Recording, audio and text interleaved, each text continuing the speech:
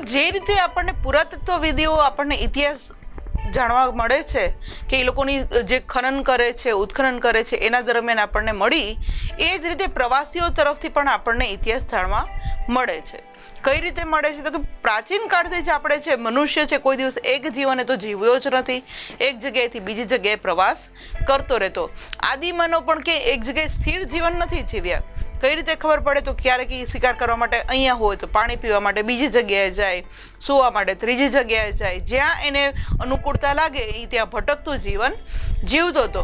પણ મનુષ્ય જીવનમાં જ્યારે શરૂઆત થઈ એટલે કે પ્રાચીન કાળમાં આપણે આવ્યા ત્યારે પણ પ્રાચીન કાળની અંદર ભલે કોઈ વાહનની વ્યવસ્થા નહોતી તો પણ જે આ પ્રાણીઓનો ઉપયોગ કરીને પણ મનુષ્ય છે એ એક જગ્યાએથી બીજી જગ્યાએ પ્રવાસ કરતો.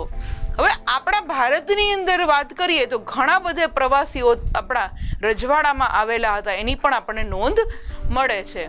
હવે એને જે પ્રવાસીઓ આવ્યા શું એ આવીને જતા રહ્યા છે? તો કે ના.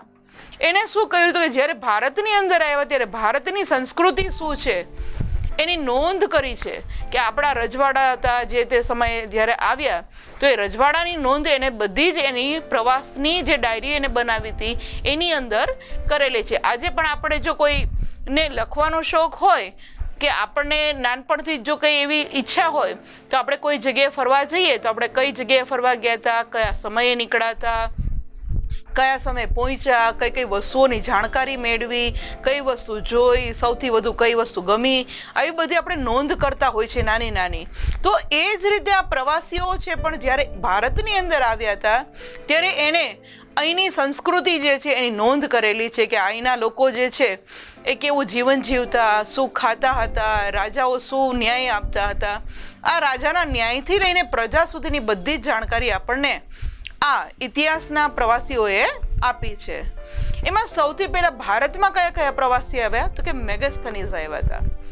મેગસ્થનીઝ પછી કોણ આવ્યું? તો કે પ્લિની આવ્યા હતા, ફાહિયાન આવ્યા હતા. આ ચીની યાત્રાળુઓ છે.